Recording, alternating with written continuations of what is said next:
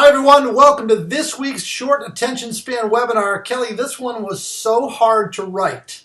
Come on. Yeah, 5 Really? sales characteristics. You know what I did? Literally, I would put down 5, then I'd look at them and say, yeah, but you know what? Listening skills is more important than that. And Yeah. man, I can't say enough about integrity, and I really fought over these things. This one was difficult. Because it was hard to narrow it down to the most important five. Oh That's yeah. why.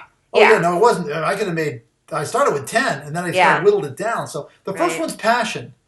And I love this one. I love passionate people, people who do what they do for the love of it, not for the Mm-hmm. money of it.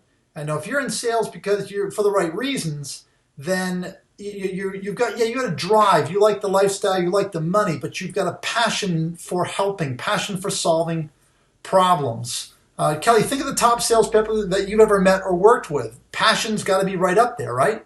Oh, most definitely. And it strikes me something you said a little bit ago um, about this is the kind of attitude that you have where you sell like you don't need the sales. Mm.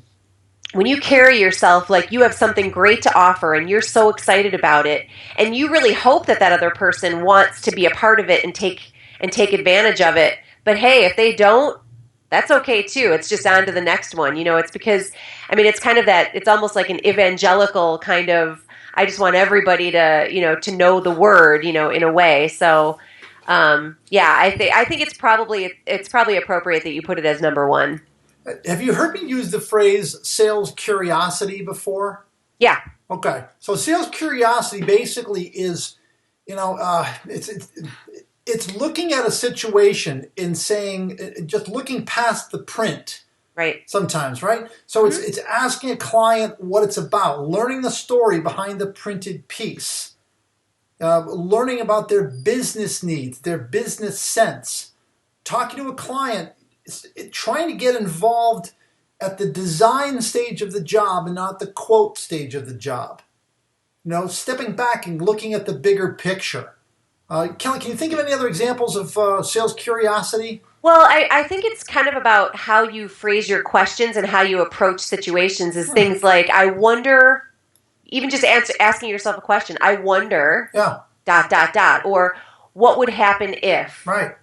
And those are the kinds of questions that really open up conversations. And they also send a very loud signal to that other person, to that prospect that you're talking to that, wow, this person's actually interested in something more than just getting this order. They want to understand really a lot about what's going on here. So it takes things to a whole new depth, a whole new level, Mm-hmm. and really gets you somewhere that just talking about price or just talking about line screens or something is not. It's not going to get you there. The third one is listening skills, and this is one of the ones that I fought for because I really thought about good salespeople. And good salespeople, certainly they're good presenters and they might look the part, but the ability to be heard. You don't have to agree with someone, but just someone who's looking at you and listening with their entire body. They make you want to open up. They ask good open-ended questions. You can't solve the problem until you understand the problem. So somebody comes in and says, well, this is what I've got, and I'm dictating to you. They haven't asked the question.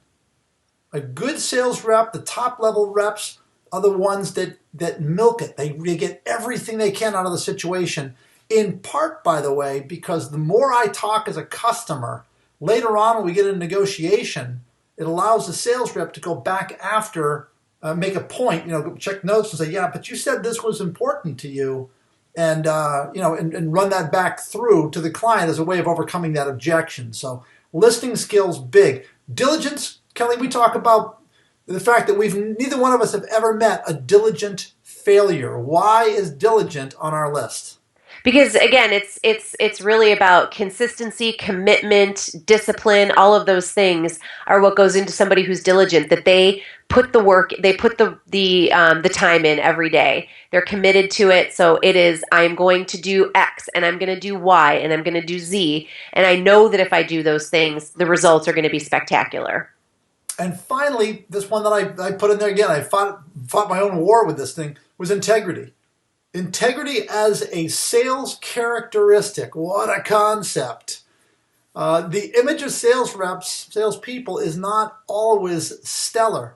but someone who never speaks badly about the competition has integrity.